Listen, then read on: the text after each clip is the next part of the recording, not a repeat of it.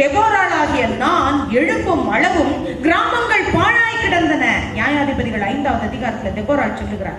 10-11 வசனங்களை பார்த்தா கிராமங்கள் பாழாய் கிடந்தன. அந்த கிராமம் எல்லாம் பாழாய் கிடந்தது காரணம் என்ன? நான் இன்னும் எழும்பின. தெபோராளாகிய நான் எழும்பும் அளவும் கிராமங்கள் எல்லாம் பாழாய் போயின, நகரங்கள் தீக்கிரையாயின. இன்றைக்கு நம்மை சுற்றிலும் இருக்கிற அவலங்கள் ஏன்? உங்க பேரை சொல்லிக் கொள்ளுங்கள். நான் எழும்பும் அளவும் என்னை சுற்றி இருக்கிற கிராமங்கள் பாழாய் கிடந்தன. ஆனா நான் இன்னைக்கு எழும்பிட்டேன். அப்ப கிடக்கிற கிராமம் எல்லாம் என்னவாயிடுச்சு? இன்னைக்கு செழிக்க ஆரம்பிச்சிருச்சு. அல்லேலூயா, அல்லேலூயா. நாம ஜெபிக்கும் பொழுது ஒரு சோர்வோடு, ஒருத்தர் ஜெபிக்கும் பொழுது மற்றவர்களாம் தூங்குகிற நிலையோடு ஜெபித்து என்ன பிரயோஜனம்? எழும்புவோம், அனலாக கூடி கூடி ஜெபிப்போம். ஜெபிக்கும் பொழுதே 2 பேர் 3 பேர் கரங்களை பிடித்து ஜெபிப்போம், உற்சாகத்தோடு ஜெபிப்போம். ஒரு மாற்றத்தை இன்னைக்கு உங்க சத்தத்தை கேட்டு உடனே செய்து கொண்டிருக்கிறார். ஒவ்வொரு நேரம் நீங்க ஜெபிக்கும் போதும் அங்க பரலோகத்துல மாற்றங்கள் நடந்து கொண்டிருக்கிறது. நாம் சோர்வோடு ஜெபித்துக் கொண்டிருந்தால் அங்க பரலோகத்தில் நம்முடைய சேனையும் அப்படி மெதுவா அசைந்து கொண்டிருக்கும். இந்த ஜெபத்துக்கு இந்த வேகம் போதும்னா அவங்க பதில் தரத்துக்குள்ள வேகமும் குறைஞ்சு போயிடும். நாம உற்சாகத்தோடு ஜெபித்து, நீங்க ஜெபிக்க ஜெபிக்க பரலோக சேனையை அசைய பண்ணும் பொழுது அவர்கள் வேகமாய் இறங்கி தங்களுடைய பணிகளை மேற்கொள்ள ஆரம்பிக்கிறார்கள். ஏன் நம்ம வீட்டுல வேகம் வரல? நம்ம வீட்டுல மாற்றத்துல வேகம் இல்ல. காரணம் என்ன? நம்முடைய ஜெபம் அசமஞ்சமான ஜெபமாக இருக்கிறது.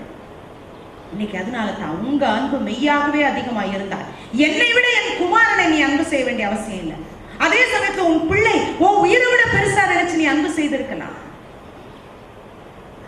இந்த அன்பை வெளிக்காட்டக்கூடிய வகை என்னவென்றால் கர்த்தரிடத்துல ஒப்புவித்து அவர்களுக்கு நலமானதை தேடி கொடுக்கிறது தான் இருக்கிறது. அல்லேலூயா. அவர்களுக்காக அழுது அரற்றி பிரயோஜனம் இல்லை. ஏனென்றால் இப்படி தேவனை விட பிள்ளைகளை பெருசா நினைச்சிட்டோம்னா என்ன ஆயிடுமா? 1 சாமுவேல் 2வது அதிகாரம் கடைசி வசனத்துல பாக்குறோம். அவங்க அப்பத்துக்கு, அவங்க தண்ணிக்கு அவங்க ஓடி ஓடி சம்பாதிச்சாலும் கடைசியில அவங்களுக்கு எல்லாம் குறைவுபடும். இன்னைக்கு பிள்ளைகள் அவருடைய வேலை தான் முக்கியம். ஆகவே தேவனுடைய ஆலயத்திற்கு வருவதற்கு நேரம் சரியா இல்லைன்னு சொன்னாங்கன்னா, ஆமா பாவம் பிள்ளை வேலை செஞ்சு களைச்சு போறான், அதனால அவனால சர்ச்சுக்கு வர முடியல, போனா போகட்டும் என்று அனுப்பி வைக்கிறோம் அல்லவா? உண்டா இல்லையா? நீ போனாலும் ஏதாவது ஒரு நேரத்துல எப்படியாவது கர்த்தரை நீ சேவித்து விட்டு கர்த்தருக்கு முக்கியத்துவத்தை கொடுத்து விட்டு செல். அவருக்கு கொடுக்க வேண்டிய முக்கியத்துவத்தை, அவருக்கு கொடுக்க வேண்டிய வேலையில நீ கொடுக்க முயற்சி செஞ்சுட்டன்னா தேவன் நீ அவருக்கு கொடுக்கிற கணத்தை பார்த்து உன் வேலை சூழ்நிலைய கர்த்தருக்கேற்று நீ முக்கியத்துவம் கொடுக்கிறதுக்கே ஏற்ற சூழலை உருவாக்கி தருவார். அல்லேலூயா. நம்முடைய சூழல் மாறும். கர்த்தர் மாற்றி அமைப்பார். வந்து ஆண்டவர் பலகணிகளை திறந்து வாசல் இடம்பெறாம போக மட்டும் அங்க வந்து கொட்டுவாங்கன்னு சொல்றாரு. நாம் தேடி ஓட வேண்டியது இல்லையா? நன்மையும் கிருபையும் தொடரும். அது பின்னால ஃபாலோ பண்ணும். It will follow you wherever you go. It will follow you. நீங்க எங்க போனாலும் அது பின்னால ஓடியாரும். நான் வர்றேன் உன்னோடன்னு சொல்லும். உன்னோட இருக்கிறதுக்கு தான் எனக்கு தகுதின்னு சொல்லி ஓடி வரும். அல்லேலூயா. நாம் அதை பார்த்து அபவுட் திரும்பி நன்மை தாரும் கிருபை தாரும், நன்மை தாரும் கிருபை தாரும் கேட்க வேண்டிய அவசியம் இல்லை. எப்போ? கர்த்தருக்கு நான் முக்கியத்துவம் கொடுக்கும் பொழுது. இல்லை என்றால் உங்களுடைய பிள்ளைகள் அப்பத்துக்கும் தண்ணீருக்கும் குறைவுபட துவங்குவார்கள். எவ்வளவு உழைத்தாலும் அவர்களுக்கு குறைவு வரும் என்று வேதம் சொல்லுகிறது. 1 சாமுவேல் 2 கடைசி வசனத்துல பாத்தீங்கன்னா அவங்க கெஞ்சுவார்கள், சாப்பாடுக்கு ஓடுவார்கள், தேடுவார்கள். ஏன்? கர்த்தருக்கு உரிய முக்கியத்துவத்தை கொடுக்காததினாலே. ஆண்டவர் இன்றைக்கு எச்சரிக்கை விடுக்கிறார். மகனாகிய அப்சலோமே, உனக்காக நான் மரித்திருந்தால் பரவாயில்லை என்று மரிக்கக்கூடிய அளவுக்கு அவன் பேர்ல அன்பை வைத்து விட்டு அவன் தேட வேண்டிய காரியத்தை சொல்லிக் கொடுக்காமல் போகும் பொழுது பிள்ளைகள் குறைவுபடுகையிலே அவர்களுக்காக அரற்றி என்ன பயன்? தாவீதுக்கு 1 நாளாகமம் 3வது அதிகாரத்துல பார்க்கிறோம் 7 பிள்ளைகள் இருந்திருக்கிறாங்க. அதாவது 7 பிள்ளைகளோட பேர் சொல்லப்பட்டிருக்கிறது. அகினோவா என்று சொல்லப்படுகிறவள் மூத்தவள். நான் சொன்ன முதல்ல சொல்லும் பொழுது இந்த அம்னோன் செத்து போன காரியத்தை சொன்னோம். அகினோவாம் என்பவள் முதலாமவள். அதன் பிறகு அபிகாயில் என்ற ஒரு பெண்மணி, அவளை திருமணம் செய்து கொண்டார். அதன் பிறகு மாக்காள், அதன் பிறகு பார்த்தீர்கள் என்றால் மீகாள், இன்னும் பார்த்தீங்கன்னா ஆகீத், அபித்தாள், எக்லாள், பத்சேபாள். இவங்க 7 பேருடைய பேர் அங்க சொல்லப்பட்டிருக்கிறது. இன்னும் பல மறுமனையாட்டிகள் இருந்தார்கள். 7 என்றால் முழுமை. 7 முழுமையான ஒரு திருமண வாழ்வை அவர் சுவைத்து விட்டார். 7 பெண்கள். பிள்ளைகள் எத்தனை பேர் பெயர் போட்டிருக்கீங்கன்னு பார்த்தீங்கன்னா அங்க கரெக்டா 16 இருக்கு. வாழ்க்கும் போது சொல்லுவாங்க 16ம் பெற்று பெருவாழ்வு வாழ்ந்தார். அதன் பிறகு அவருக்கு நிறைய மறுமனையாட்டிகள் வழியாக பிள்ளைகள் இருந்தார்கள். அது வேற கணக்கு. ஆனா பெயர் சொல்லும்படிக்காய் பிறந்த பிள்ளைகள் மனைவியரின் வழியாக பிறந்த பிள்ளைகள். இவர்கள் இன்னொரு 7 பேர், 16 பேர். இப்படி வாழ்ந்து கொண்டிருந்தாலும் தாவீது தன்னுடைய குடும்ப எல்லையில அவர் தோற்றுத்தான் போனார். குடும்ப எல்லையில யாருமே அவருக்கு கூட நிக்கத்தான் இல்லை. பெண்கள் பாத்தீங்கன்னா எல்லா வேலையும் பர்ஃபெக்டா செய்வாங்க, உண்டா இல்லையா? நாமே அப்படி சொல்லிக் கொள்ளுவோம். எதை செஞ்சாலும் நம்ம எப்படி செய்வோம்? ரொம்ப கரெக்டா செய்யணும்னு நினைப்போம். அதனாலேயே வீட்டுல நிறைய கூச்சல் இருக்கும். நம்ம கரெக்டா செய்வோம், அவங்க கரெக்டா செய்ய மாட்டாங்க மற்றவங்க எல்லாம். அதனால வீட்டுல அடிக்கடி சத்தம் வரும். நான் செய்த மாதிரி செய்ய வேண்டும். எவ்வளவு பெர்ஃபெக்ட்னு பாத்தீங்கன்னா, ஒரு உதாரணத்தை சொல்லுவார்கள். 3 மனிதர்கள் மற்றும் ஒரு பெண்மணி எல்லாருமாய் சேர்ந்து இராணுவத்திலே பெயர் எடுத்துக் கொண்டிருந்தார்கள். இவளுக்கு இராணுவத்திலே ஒரு முக்கிய அதிகாரி ஆக வேண்டும் என்று இவர்களுக்கு ஆசை. இந்த 4 பேரும் இன்டர்வியூக்கு போயிருந்தாங்க. 4 பேர் இராணுவத்துக்கு போயிருக்கும் பொழுது பல கேள்விகள் கேட்டார்கள், பல போட்டிகள் வைத்தார்கள். இந்த போட்டியிலிருந்தெல்லாம் கடைசியில தேர்ந்தெடுத்துதான் இந்த 4 பேரை தேர்ந்தெடுத்தது. இப்ப இந்த 4 பேரும் வந்து முன்னால நிற்கும் போது, உங்களிலிருந்து ஒருத்தரை நாங்க இப்பவே செலக்ட் பண்ணிருவோம். ஆனா இந்த போட்டி கடுமையான போட்டி. ஏன்னா அமெரிக்க இராணுவத்துல நீங்கள் வந்து பங்கேற்க வேண்டும் என்றால் ஒரு சாதாரண விஷயம் இல்லை. குடும்பமா இருந்தாலும் கூட நீங்கள் நாங்கள் சொல்லுகிற காரியத்திற்கு கீழ்ப்படிய வேண்டும் என்பதற்காக நாங்க வந்து உங்களை இப்ப நாங்க தெரிந்தெடுக்க போறோம். அதனால நாங்க இப்ப வைக்கிற போட்டியில யார் ஜெயிக்கிறீங்கன்னு பார்ப்போம், அவங்க தான் செலக்டட்னு சொன்னாங்க. அப்போ 3 பேரும் போகிறார்கள். அதுல முதலாம் அவனை கூட்டிட்டு போறாங்க ஒரு அறைக்குள்ளார. அவங்க கையில ஒரு புல்லட், ஒரு துப்பாக்கி, அதுல ஒரே புல்லட். இப்போ நீ அந்த துப்பாக்கியை எடுத்துட்டு போய் அந்த ரூம்குள்ளார போய் யாருன்னு நாங்க கண்ணில் காட்டின உடனேயே அவங்களுக்கு நேரா அவங்க துப்பாக்கியை நீட்டி அந்த ஒரே புல்லட்ல அவங்களை கொண்டுடணும், பேசாம திரும்பி வரணும் என்று சொன்னார்கள். இவர் தைரியமா முதல்ல போனாரு. ஏன்னா இராணுவத்துல போகணும்னா கொலையெல்லாம் பத்தி பெருசா நினைக்க கூடாது, சரின்ட்டு போறாரு. அங்க போய் கதவை திறந்தோன்னு பார்த்தா மனைவி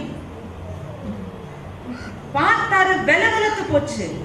இவ்வளவு கொலை செய்ய சொல்றாங்களா, ஐயோ வேண்டான்னு சொல்லி ஓடி வந்துட்டார், நடுங்கி கொண்டு ஓடி வந்தார். என்னையா, கடைசியில என் மனைவியை கொண்டு வந்து அங்க நிறுத்தி வைத்திருக்கிறேன், எனக்கு இந்த வேலையை வேண்டான்னு சொல்லி விட்டுட்டு போனார். 2ஆம் அவர் வந்தார். அவர் அந்த ரூம்குள்ளார விட்டார். உள்ள போற வரைக்கும் யாருன்னே சொல்லல. உள்ள பார்த்தாக்க அந்த நாற்காலியில உட்கார்ந்து இருக்கிறது அவருடைய மனைவி. அவர் பார்த்தார், ஐயோ இவ்வளவு கொலை செய்யறதா, வேலையா மனைவியா, வேலையா மனைவியா, இவ்வளவு நாள் வேலை இல்லாம இருந்துட்டோம், அதுவும் இது ஒரு பெரிய வேலை, ராணுவத்துல முக்கிய பங்கு, வேலையா மனைவியா. மனைவி சொன்னா பரவாயில்லை, நீங்க கொன்றாலும் பரவாயில்ல, பிள்ளைங்க நல்லா இருக்கும், என்னை கொன்னுடுங்க என்று சொல்ல, ஐயோ மாட்டேன் என்று சொல்லி ஓடி வந்தார். 3ஆம் அவர் போனார். இவருக்கு மனைவி எதிரி. அதனால அங்க போய் அவர் திக்குன்னு ஆச்சு மனைவியை பார்த்த உடனே. ஆனா கொஞ்சம் தைரியமும் வந்தது. எவ்வளவு நாள் பாடுபடுத்துறா, எத்தனை நாள் மோசமான சாப்பாடை கொடுத்தா, ஒரேடியா போட்டு தள்ளாதான் என்ன, அந்த தைரியம் வந்தது. ஆகவே எடுத்தார், துப்பாக்கிய முன்னால வச்சார்.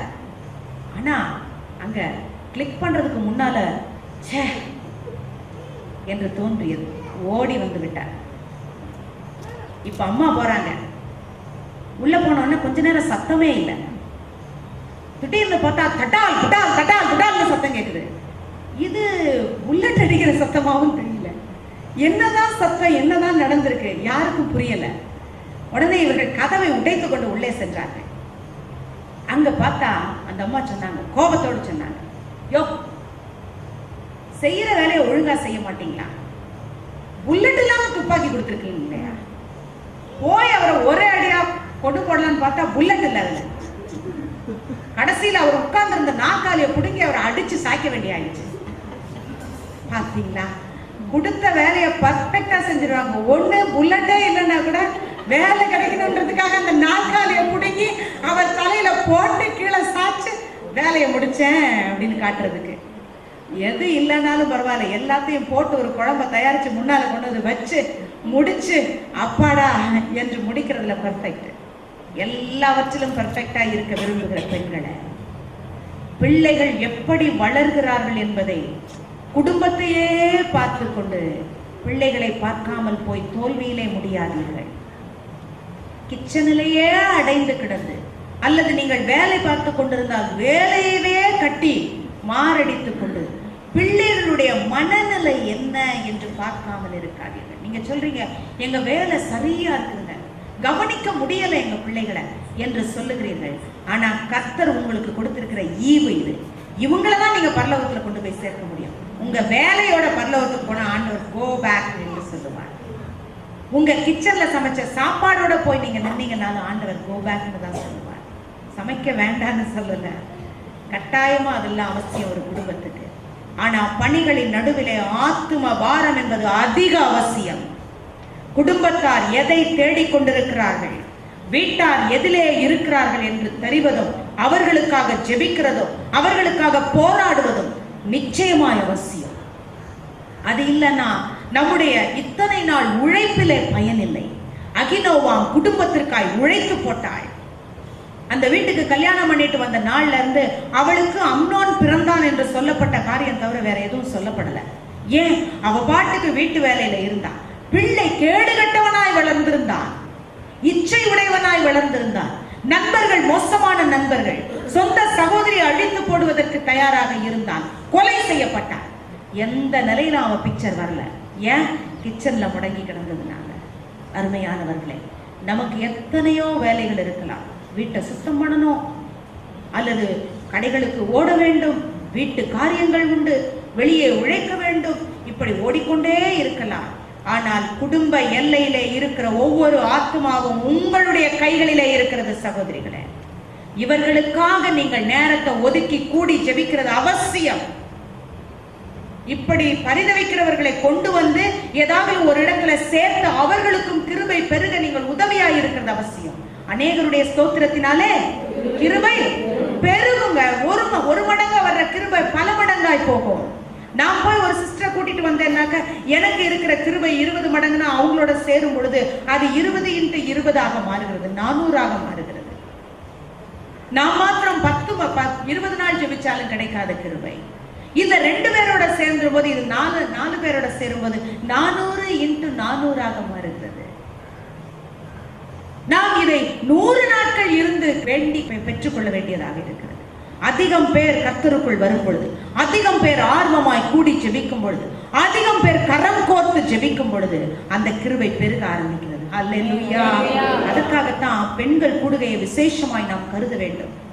கூடி ஜெபிக்கிறத நாம ஒரு பாரமாய் நினைக்க வேண்டும். இங்க கூட்டம் வரலங்கிறதுக்கு காரணம் என்னன்னா நாம தனியா ஜெபிக்கலன்றதுதான் உண்மை. ஆமருமையானவர்களே, நாம் இந்த கூட்டத்தை ஒழுங்கு செய்யும் பொழுது பாரப்பட்டு முழந்தாள் படியிட்டு சமுதாயத்தை தொடப்போகிற பெண்மணிகளுக்காக ஏக்கத்தோடு பெருமூச்சு விட்டிருந்தோம் என்றார் நிச்சயமாய் கர்த்தர் மாபெரும் மாற்றங்களை கொண்டு வருவார் நம்முடைய பட்டணத்துல. நம்முடைய பட்டணம் நம்மளால் அசைக்கப்பட வேண்டும். அல்லேலூயா. இதை விசுவாசிக்கிறவங்க எத்தனை பேர் அல்லேலூயா சொல்லுங்க? அல்லேலூயா. உங்களை கொண்டுதான் ஆண்டவர் உங்க பட்டணத்தை சந்திக்க போறார். பல நேரங்களிலே துர்செய்திகள் காதுக்கு எட்டும் பொழுது வேண்டாதவர்களை குறித்து துர்செய்தி வந்தா அவனுக்கு வேணும், அவளுக்கு வேணும், அந்த நினைப்பை முதல்ல நிறுத்துவோம். அந்த நினைப்பு சாத்தானிடத்திலிருந்து வருகிறது. யாராகிலும் துன்பப்படுவது, ஒருவேளை போட்டியில உங்க பிள்ளையும் இன்னொரு பிள்ளையும் இருக்கும்போது அந்த பிள்ளைக்கு காய்ச்சல்ங்கிறதுனால உங்க பிள்ளை முதல் ரேங்க் எடுக்கிறான்னா அதிலே மகிழ்வதை கூட பிள்ளைகளுக்கு அது தவறு என்பதை சுட்டி காட்டுவோம். மற்றவர்களுக்கு நல்லதை நினைச்சு அவங்க வாயார நீங்க வாழ்த்தும் பொழுதுதான் நமக்கு நல்லது நடக்கும். நம்ம என்ன நினைக்கிறோம்? குடும்பத்தார்கிட்ட குறிப்பா இதெல்லாம் நல்லது அடுத்தவங்களுக்கு எல்லாம் வாழ்த்திடுவோம். சொந்த கணவனுக்கும் சொந்த கணவன் வீட்டாருக்கு இந்த வாழ்த்து போகுமா? எங்க சொல்லுங்களேன், போகுமா? இல்லையே. ஒரு வீட்டுல போய் இதே போல ஒரு பிரசங்கம் நடந்த போது வீட்டுல போய் கட்டாயமா அதிகமாய் குறிப்பா உங்களுடைய கணவன்மாருடைய உறவுகளை நேசிப்பேன் என்று வாக்களிக்கணும். செய்வீங்களான்னு சொன்னோன்னே ஒரு அம்மாவுக்கு அது ரொம்ப கஷ்டமா இருந்தது. என்னால சொல்லவே முடியாது. ஆனா கிடையவே கிடையாதுங்க. இன்னைக்கு போய் நீங்க சொல்லணும் உங்க கணவன்மார்கிட்ட, அவரவர் சகோதரிகள் அவரவர் போய் அவங்க கணவன் இனிமே உங்க உறவு அதை ரொம்ப நான் நேசிப்பேன், அவர்களுக்காக நான் என்னால் ஆன எல்லாவற்றையும் செய்வேன். இந்த அம்மா போனாங்க, நேரா கணவனுடைய கையை பிடிச்சு சொன்னாங்க, இனிமே உங்க மாமியாரை நான் ரொம்ப நேசிப்பேங்க, உங்க நாத்தனாரை நான் ரொம்ப நேசிப்பேங்க. கரெக்டா புரிஞ்சிச்சு அம்மாமா இருக்கலாம். உங்க மாமியாரன்னா யாரு? எங்க அம்மாவ.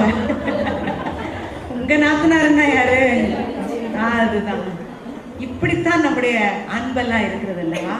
ஒரு உறவை மிகவும் உயர்த்துறது. அது எதுவும் தெரியும். நான் எங்க இருந்து வந்தேன் தெரியுமா? வானத்துல இருந்து குதிச்சேன் இல்லையா? எங்க அண்ணன் யாரு தெரியுமா? இப்படி ஒரு உறவை ஒரே அடியாய் உயர்த்துவது, இன்னொரு உறவை காலில் போட்டு நசுக்கிறது. கர்த்தர் பார்த்து கொண்டிருக்கிறார். அவர் கொடுத்த உறவல்லவா, அந்த உறவுல ஒன்று நசிந்து போனாலும் உன்னிடத்துல கணக்கு கேட்கப்படும் அல்லவா. ஆம் சகோதரி, எந்த குடும்பத்துல நீ போய் நுழைஞ்ச, அந்த குடும்பத்தில் இருக்கிற ஒவ்வொரு ஆத்மாவுக்கும் கேள்வி உன்னிடத்திலே கேட்கப்படும். அந்த ஆத்மாக்களுக்காக மாத்திரமல்ல, அவருடைய நலம் குறித்து, நன்மை குறித்து கேள்வி உன்னிடத்திலே கேட்கப்படும். என்ன பதில் சொல்லுவாய்? இருதயத்துல மாற்றம் வேண்டும். அருமையானவர்களே, நம்முடைய குடும்பத்தாரை நேசிக்கிற நல்ல உள்ளத்தை கர்த்தர் தரும்படி நாம் கேட்பது அவசியம். கவலையற்று ஒதுங்கி போன அகினோவாமை போல அல்ல. அறிவு மிகுந்தவள் அபிகாயில். அவள் ரொம்ப அறிவாளியா இருந்திருக்கிறாள். 1 சாமுவேல் 25வது அதிகாரத்தில் நாபால் என்கிறவளுடைய மனைவியாக இருந்திருக்கிறாள் என்று பார்க்கிறோம். அறிவான பெண்மணி இந்த அபிகாயில். அவள் என்ன செய்திருக்கிறாள்? அந்த அவளுடைய மோசமான கணவன், அவன் தாவீதுக்கு எந்த விதத்திலும் உதவி செய்யல. அந்த உதவியே அவன் செய்யாததுனால அவனுக்கே ஒரு பயம் தானாகவே அப்படியே கோமால இருந்து ஒரு 10 நாள்ல செத்து போயிட்டான். இப்ப இந்த அபிகாயிலை தாவீது தனக்கு மனைவியாக்கி கொண்டு வீட்டுக்கு வருகிறான். இந்த அபிகாயில் எப்படிப்பட்டவள் என்று பார்த்தா 14வது வசனத்துல பார்க்கிறோம். அவள் மிகவும் அழகி, மிகவும் அறிவாளி, ரொம்ப அறிவு, ரொம்ப அழகு எல்லாம் இருந்துச்சு. இப்போ இங்க ராஜா வீட்டு அரண்மனைக்கு வந்தாச்சு. இங்க அரண்மனைக்கு வந்த உடனே அவளுக்கு என்ன கிடைச்சிச்சு? அந்தஸ்தும் கிடைச்சாச்சு. ஆனா இந்த அழகு, அறிவு, அந்தஸ்து எல்லாத்தையும் வச்சு ஸ்தோத்திரம் ஸ்தோத்திரம் ஸ்தோத்திரம், கர்த்தர் எனக்கு வீட்டை கொடுத்தார், ஸ்தோத்திரம் ஸ்தோத்திரம் ஸ்தோத்திரம், ஒரு வீடு கட்டினேன், அதற்கான காணிக்கை, ஸ்தோத்திரம் ஸ்தோத்திரம், என் வேலை முடிஞ்சிச்சு. அப்படித்தான் அபிகாயில் அங்க உட்கார்ந்து இருந்தாங்க. அருமையான சகோதரியே, கர்த்தருடைய வார்த்தை உனக்கு நேராய் வருகிறது. ஆண்டவர் உனக்கு ஆசீர்வாதத்தை கொடுத்தால் நன்றி நன்றி நன்றி நன்றி என்று சொல்லிவிட்டு உட்கார அல்ல. உனக்கு தேவன் ஆசீர்வாதத்தை கொடுத்ததும், அறிவை கொடுத்ததும், உன் குடும்ப எல்லையில எங்கெங்கெல்லாம் யார் யாரெல்லாம் விழுந்து போயிருக்கிறார்களோ அவர்களை தூக்கி விடுவதற்காக. அபிகாயிலுக்கு கிலேயாப்னு தான் ஒரு மகன். அடித்து கொண்டிருந்தவனோ மூத்த தாரத்தின் மகனும் இளைய தாரத்தின் மகனும். குடும்ப எல்லையில தாவீது அழுது கொண்டிருந்ததோ இப்படி குடும்பத்துல இருக்கிற வெவ்வேறு ஆட்கள். உன் குடும்பத்துல மற்றவர்கள் அழுது கொண்டிருக்கும் போது நீ என்ன செய்து கொண்டிருக்கிறாய்? கர்த்தருக்கு ஸ்தோத்திரம், கர்த்தர் என்ன நல்லா வச்சிருக்கார், என்னப்பா என்ன போல ஜெபம் பண்ணு, என்ன போல சர்ச்சுக்கு வா என்று சொல்லுகிறவர்களாக இருக்கிறதற்காக அல்ல, அவர்களுக்காக பரிதவித்து அழுது செபிக்கவும், கர்த்தருடைய ஆலோசனை அவர்களுக்கு என்று நீ வேண்டி பெற்று கொடுக்கவுமே நீ உன் குடும்பத்தில் இருக்கிறாய். உன் சந்ததியார் சத்துருக்களின் வாசல்களை அப்படித்தான் மேற்கொள்வார்கள். அல்லேலூயா. ஆண்டவர் இன்னைக்கு ஒரு வாக்குத்தத்தத்தை சொன்னார்னா, அவருடைய வார்த்தைக்கு கீழ்ப்படிந்தவர்களாய் சத்துருக்களின் வாசல்களை மேற்கொள்வதற்கு கர்த்தர் ஒரு அதிகாரத்தை கொடுக்கிறாருன்னா, அதுக்கு முன்னால கர்த்தர் நம்முடைய வழிகளை செக் பண்றாரு. எந்த இடத்துல உட்கார்ந்து இருக்கிறோம், எந்த இடத்துல குடும்பம் நடத்தி கொண்டிருக்கிறோம், சுற்றிலும் இருக்கிறவர்கள் எக்கேடு கட்டால் என்ன, நான் நன்றாக இருக்கிறேன் என்ற நிலையில உங்களுடைய ஓட்டம் இருக்கிறது என்றால் இப்ப ஆண்டவர் செக் பண்ண சொல்றார். செக் பண்ணுங்க. யார் உங்க வீட்டுல, அவர்களுக்கு யாருக்கு உடனடியாக உதவி தேவை, யாருக்கு உடனடியாக ஜெபம் தேவை, யாருக்காக நீங்கள் பரிதவிப்பது அவசியம், யாருக்கு உடனடியாக நீங்க அங்க போய் இருந்து ஆறுதல் தர வேண்டும் என்ற அவசியம். ஓடுங்கள். தேவன் சொல்றார், இன்னைக்கு உன் எல்லையில உன் சந்ததி சத்துருக்களின் வாசல்களை மேற்கொள்ள மாட்டார்கள். உங்க வீட்டுக்கு ஆசீர்வாதம் வர வேண்டிய வழியை பார்த்தீங்களா? மற்றவர்களை உங்க குடும்பத்துல கர்த்தர் உங்களோடு இணைத்திருக்கிற ஒவ்வொருவருடைய அவலத்தை நீங்க பார்த்து அக்கறை கொண்டு உதவி செய்து கை தூக்கி விடும் போது உங்க எல்லைகளிலே சத்துருக்கள் உங்களுடைய சந்ததியார மேற்கொள்ள முடியாதபடிக்கு சத்துருக்களின் வாசல்களை நீங்க மேற்கொள்வீர்கள். ஹல்லேலூயா, ஹல்லேலூயா. அபிகாயில் தன்னுடைய வாழ்க்கையில அப்படித்தான் செஞ்சா. உடனே நம்ம என்ன நினைக்கிறோம்? அதெல்லாம் அழகு இருக்கிறவங்களுக்கு, அறிவு இருக்கிறவங்களுக்கு, பணம் இருக்கிறவங்களுக்கு, அந்தஸ்து இருக்கிறவங்களுக்கு, எனக்கு என்னங்க இருக்குது, நான் பாட்டுக்கு வர்றேன், ஜெபிக்கிறேன், என் சத்தத்தை யாருமே கேட்கறது இல்லை. யானையை எப்படி அடக்குறாங்க தெரியுமா? ஒரு சாதாரண கயிறால. அந்த கயிறு அது எப்ப வேணா இழுத்துதுன்னா தெரிச்சுட்டு ஓடிடும். ஆனால் எப்படி அவர்களால் அடக்க முடிகிறது தெரியுமா? அது சின்னஞ்சிறு குட்டியாக இருக்கும் பொழுதே அது கழுத்துல ஒரு சாதாரண கயிறை கட்டி வச்சிருப்பாங்க. அது அந்த குட்டியால அறுத்துட்டு போக முடியாத அளவுக்கு ஒரு கயிறை கட்டி வச்சிருப்பாங்க. அது இழுத்து பார்க்கும் பொழுதெல்லாம் அந்த கயிறு அவர்களை, அந்த யானையை பிடிச்சி இழுத்துக்கிட்டே இருக்கும். அதனால ஒவ்வொரு முறையும் அந்த யானை முயற்சி செய்து பார்க்கும், அந்த கயிறை விட்டு அதனால வெளியே வர முடியாது. இப்போ அது நினைச்சுக்கோ, கழுத்துல கயிறு கட்டினாங்கன்னாவே ஓ நமக்கு இந்த எல்லையை விட்டு எங்கேயும் போக முடியாது. இப்போ இது வளர்ந்து வருகிறது இந்த யானை. அதனுடைய கழுத்துல ஒரு பெரிய சங்கிலியை போட வேண்டாம், சாதாரண கயிறை கட்டி ஓரமா வச்சுட்டு அதை ஒரு மரத்தோட கூட கட்டி வைக்க வேண்டாம். அந்த கயிறு தொங்குச்சுனாவே அதை நினைச்சுக்கோ, ஓஹோ கயிறு கட்டிட்டாங்கடாப்பா, இதுக்கு மேல இனிமே நம்மளால அதிகமா நடக்க முடியாது, அவ்வளவுதான் என்னுடைய எல்லை, நான் இங்கேயே தான் இருக்கணும். மனசுக்குள்ளார அது தனக்கு ஒரு வேலி இடப்பட்டதாக, இவ்வளவுதான் என்னுடைய எல்லைன்னு நினைச்சுக்குது. இன்றைக்கு அப்படியாய் சங்கிலி போடப்பட்ட யானைகளாய் இருக்கிறோமோ? கர்த்தருக்காய் எழும்பி பிரகாசிக்க வேண்டிய வேலை இது. அல்லேலூயா. நீங்க மாத்திரம் கர்த்தருக்கு என்று எழும்பி பிரகாசிக்கிறதுக்கு உங்களை நீங்க ஒப்பு கொடுத்துட்டீங்கன்னா கர்த்தர் உங்களை பெரிய எல்லையில கொண்டு போய் நிறுத்துவார். ஆமென். அல்லேலூயா. ஆம் அருமையானவர்களே, இன்னொரு தாயை பத்தி நம்ம ஏற்கனவே பார்த்தோம், மாக்காள் என்கிற தாய். அந்த தாய் அப்சலோம் வளர்ந்து வரும் பொழுது அவன் என்ன செஞ்சாலும், போய் தாத்தா வீட்டுல ஒளிஞ்சுக்கோ, ரெபேக்காளை போல ஓடி போய் மாமன் வீட்டிலே ஒளிந்து கொள் என்று பிள்ளைகள் தவறு செய்யும் போது மாத்திரம் ஒளிந்து வைக்கிறவளாய் இருந்திருக்கிறாள். அதுக்கு மேல அவளால் ஒன்றும் செய்ய முடியல. இன்றைக்கு நாமும் அப்படித்தானே செய்து கொண்டிருக்கிறோம். பிள்ளைகள் வளர்க்கிற நிலையிலே தவறு செய்கிறவர்களை ஒளித்து வைக்கிறவர்களாய், பாதுகாக்கிறவர்களாய். என் பிள்ளைக்கு காய்ச்சல், அதனால தான் நல்ல மார்க் வாங்க முடியவில்லை. என் பிள்ளைக்கு இந்த நேரத்துல இப்படிப்பட்ட சூழல் இருந்ததுனால தான் இப்படி செய்துட்டான், அவன் அடித்தான் அதனால லேசா திருப்பி அடிச்சிட்டான் என்று ஓடி வந்து அவர்களுக்கு பாதுகாப்பு கொடுக்கிற தாய்மாரே, ஒரு நிமிஷம் யோசிச்சு பாருங்க. கர்த்தர் சமூகத்துல பிள்ளைகள் தவறு செய்து விட்டார்கள் என்றால் முழந்தாள் படியிட்டு, ஆண்டவரே இந்த தவறு திரும்பவும் என் பிள்ளை பார்க்காதபடிக்கு, திரும்பவும் செய்யாதபடிக்கு உங்களுடைய வல்ல கரம் அந்த பிள்ளையோடு இருப்பதாக என்று தேவனுடைய வசனத்தால வேலையடைந்து அனுப்புகிறீர்கள். வசன விதை எப்பொழுதும் வீட்டிலே விழும்படிக்கு நீங்கள் அவர்களுக்கு முன்மாதிரிகையாய் இருந்து ஜெபித்திருக்கிறீர்களா? இன்றைக்கு கர்த்தர் நம்மோடு பேசுகிறார். அபிகாயில் மாக்காளை பார்த்தோம், மீகாளை குறித்து நம்ம தெரியும் ஏற்கனவே. தாவீது 2 சாமுவேல் 6வது அதிகாரத்துல உடன்படிக்கை பெட்டியின் முன்னால ஆடி பாடி குதித்து அவர் சந்தோஷமாய் வருகிறார். இந்த மீகாள் தாவீது நேசித்து திருமணம் செய்து கொண்டவள். இந்த மீகாள் சவுலுடைய மகளாக இருந்திருக்கிறார். அவளுக்கு உள்ளத்துல எப்பொழுதுமே ஒரு பெருமை. ஏற்கனவே இஸ்ரவேலின் ராஜாவுடைய மகள், இப்பொழுது தாவீது அடுத்த ராஜா, சமஸ்த இஸ்ரவேலின் ராஜா, மொத்த இஸ்ரவேலுக்கு ராஜா, அந்த ராஜாவுக்கு மனைவி. ஆகவே அவளுக்கு உள்ளத்துல ஒரு பெரிய பெருமை. அந்த பெருமையிலே அவள் இருக்கும் பொழுது இங்க தாவீது ஆடி பாடி உடன்படிக்கை பெட்டியின் முன்னால அவர் ஒரே சந்தோஷமாய் ஆடிக்கொண்டிருக்கும் பொழுது அந்த ஆட்டத்து நடுவுல அவர் ஆடி நெகிழ்ந்ததை கூட அவர் கண்டுகொள்ளாமல் ஆடிக்கொண்டிருக்கிறார். அதை பார்த்த உடனே மீகாள் உள்ளத்திலே அவதூறு செய்தாள், உள்ளத்திலே அவனுக்கு அவமரியாதை காட்டினாள் என்று பார்க்கிறோம். இப்ப தாவீது உண்மையிலே எல்லாரையும் ஆசீர்வதிக்கிறார். ஆசீர்வதிக்க அப்பத்தையும் இறைச்சி துண்டையும் கொடுத்து ஒவ்வொருவரையும் ஆசீர்வதித்துக் கொண்டு வருகிறார்.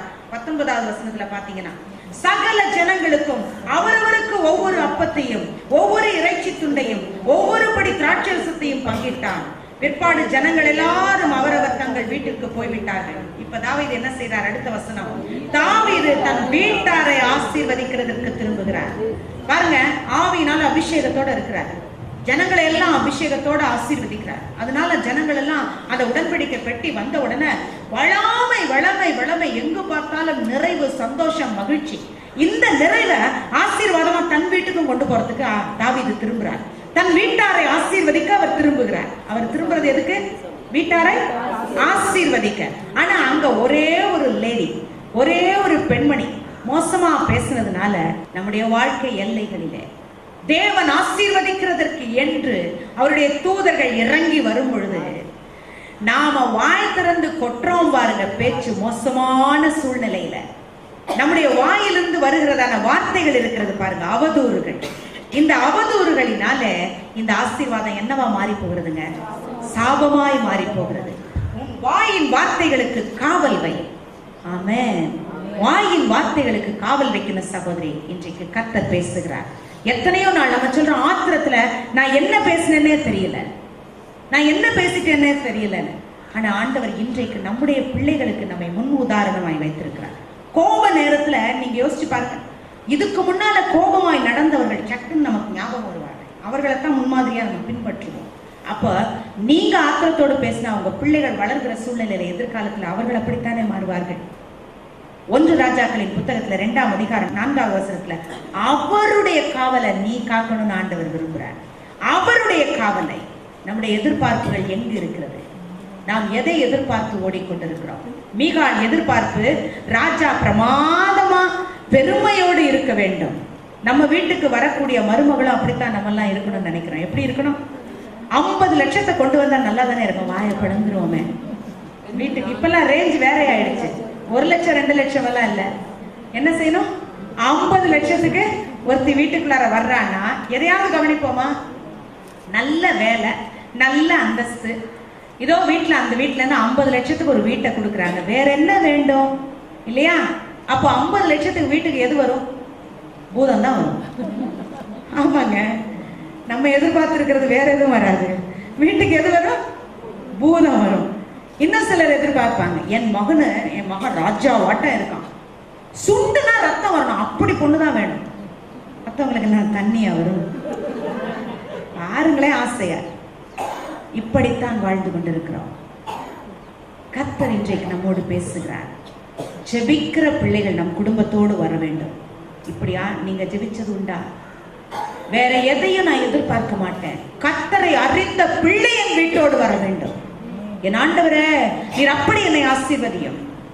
அதே போல என் வீட்டுக்கு நான் ஒரு நல்ல முன்மாதிரியாய் இருக்க வேண்டும். என் கர்த்தரை நீர் ஆசீர்வதியும். ராஜகுமாரத்தி, சவுலின் குமாரத்தி ஆகிய மீகாள், அவளுக்குன்னு ஒரு கம்பீரம் இருந்தது. அந்த கம்பீரம் வீட்லயும் வரணும்னு ஆசைப்பட்டா, அந்த வீட்லயும் இருக்கணும்னு ஆசைப்பட்டா, அந்த ஆடம்பரம் வீட்டுல இருக்கணும்னு ஆசைப்பட்டா. நீங்களும் ஆடம்பரத்தை ஆசைப்பட்டுறாதீங்க. ஆடம்பரத்தை ஆசைப்பட்டதுனால ஆசீர்வாதத்திற்கு பதிலாக வாழ்நாளெல்லாம் பிள்ளை இல்லாமல் சாபத்திற்கு உரியவளானாள். தன் புருஷனை ஆசையோடு காப்பாத்தினான் சவுல் கையிலிருந்து. ஆனா தன் குடும்பத்தை ஆசையோடு காப்பாற்ற ஒரு பிள்ளை அவனுக்கு கொடுக்க முடியவில்லை. எல்லா பிள்ளைகளினாலும் இழிவு வந்தது, இவளுக்கோ இவளாலேயே இழிவு வந்தது இல்லையா? வாயின் வார்த்தைகளுக்கு காவல் வைப்போம், ஆசைகளுக்கு காவல் வைப்போம். எதுக்கெடுத்தாலும் ஆசை, இது எனக்கு வேண்டும் என்று நினைக்கிறோம். அப்படி ஆசைப்படுகிறவர்கள் எல்லாரும் என்ன செய்வாங்க? ஆசையெல்லாம் பட்டு கடைசியில கல்யாணம் எல்லாம் பிக்ஸ் ஆகிறது ரொக்கத்துல. ஆனா இந்த காரியம் கர்த்தரால் வந்தது. கல்யாண பத்திரிகையில இருக்கும், என்னன்னு இருக்கும்? இந்த காரியம் கர்த்தரால் வந்தது. கொஞ்ச நாள் கழிச்சு நீங்க உங்களுடைய மக வீட்டுக்கோ நீங்க உள்ள நுழையும் பொழுது உள்ள இருந்து டம்ளர் பறந்து வரும், நெத்தில வந்து டங்குன்னு அடிக்கும். அப்ப உள்ள இருந்து மகனுடைய குரலோட மகளுடைய குரலை கேட்கும், ஆமா கர்த்தரால் வந்தது. பார்த்தீங்களா? ஜெபித்த வீராங்கனைகள் எதை ஜெபித்து வாங்கி கொடுத்திருக்கிறீர்கள் பிள்ளைகளுக்கு? எப்படி இருக்கிறோம்? ஜெபிக்கிறது ஒன்று, குடும்பத்திற்காய் சிந்திக்கிறது ஒன்று என்று வாழாதபடிக்கு கர்த்தருக்கு என்று வாழ்வோம். அல்லேலூயா. எல்லாரும் ஜெபிக்கலாம். நல்ல தகப்பனே, கர்த்தர் கொடுத்த இந்த அருமையான வேலைக்காய் நன்றி செலுத்துகிறோம். தேவன் நீர் பாராட்டின கிருபைக்கு ஸ்தோத்திரம் ஆண்டவரே. உங்க பிள்ளைங்களை ஒவ்வொருத்தரும் நீங்க பெயர் சொல்லி அழைச்சு வந்தீங்கப்பா. ஒரு திட்டத்தோடு, ஒரு நோக்கத்தோடு நீர் இவர்களை அழைத்து வந்தீர் ஆண்டவரே. இவர்களை வைத்து நீர் இந்த பட்டணத்திலே ஆசீர்வாதத்தை கொடுக்க போகிறதற்காக, இந்த சபைக்கு நீர் ஆசீர்வாதத்தை கொடுக்க போகிறதற்காக ஆண்டவரே நன்றியோடு உம்மை துதிக்கிறோம், உம்மை ஸ்தோத்திரிக்கிறோம். கர்த்தர் நீர் மாறாதவர் ஆண்டவரே. நீ சொன்னதை சொன்னபடி நிறைவேற்றுகிறவர் ஆண்டவரே. எங்களை இன்னைக்கு ஆசீர்வதிச்சிருக்கிறீங்கப்பா. உங்க சொல்லுக்கு நாங்க கீழ்ப்படிய ஆயத்தமாய் இருந்து விட்டோம் என்றால் எங்களுடைய சந்ததியார் சத்துருக்களின் வாசல்களை மேற்கொள்ளுவார்கள் என்று நீர் எங்களுக்கு கொடுத்த வாக்குத்தத்தம் இன்றைக்கு நிறைவேறுகிறதற்காய் நன்றியோடு துதிக்கிறோம். உடைய வார்த்தைக்கு கீழ்ப்படிய நாங்கள் தகப்பனே அனுதினம் உடைய வேத வசனத்திற்கு செவிமடுப்போம் என்று வாக்களிக்கிறோம். முழங்கால்களை தட்டி என்னுடைய குடும்பத்தாரை அனுதினம் உடைய பொற்கரங்களிலே ஒப்புக் கொடுப்போம். வேலி அடைக்கப்படாத எல்லைகள் எல்லாம் ஜெபத்தினாலே வேலி அடைக்கப்படும் என்று வாக்களிக்கிறோம் என்று ஆசீர்வதி. பிள்ளைகள் தகப்பனை ஒப்புக் கொடுக்கிறதை நீ பார்க்கிறீர்கள். அவர்களுக்கு பின்னால் அவருடைய எதிர்காலத்தை கர்த்தர் கருத்தாய் கவனிக்கிறீர்கள். நன்றியோடு துதிக்கிறோம். ஆசீர்வதித்து பெருகவே பெருக பண்ணுவேன் என்று சொன்னீர்கள். அப்படியாய் நீர் ஆசீர்வதிக்கிறதற்காய் அப்பா இன்றைக்கு விண்ணப்பத்தை எழுதி கொடுத்திருக்கிறார் மைக்கேல் என்கிற சகோதரன் ஆண்டவரே நீர் ஆசீர்வதிக்கும்படி ஜெபிக்கிறோம். ஆபரேஷன் நடந்திருக்கிற அந்த மகனை நீங்க ஆசீர்வதிங்க. கர்த்தருடைய பிரசன்னம் அந்த இடத்துல நிரம்பி இருப்பதாக, மருத்துவர்களுக்கு ஞானத்தை கொடுத்து ஆபரேஷனை நீங்க நடத்தினதால் நாங்க விசுவாசிக்கிறோம். உங்க பிரசன்னத்தால் அந்த மகனை தொடுமையா, ஆசீர்வதியும். உடைய தழும்புகளால் குணம் கிடைப்பதாக, சாட்சிகள் எழும்புவார்களாக. இயேசு கிறிஸ்துவின் நல்ல நாமத்தில் ஒப்பு கொடுத்து செபிக்கிறோம் நல்ல தகப்பனே. ஆமென். ஹல்லேலூயா.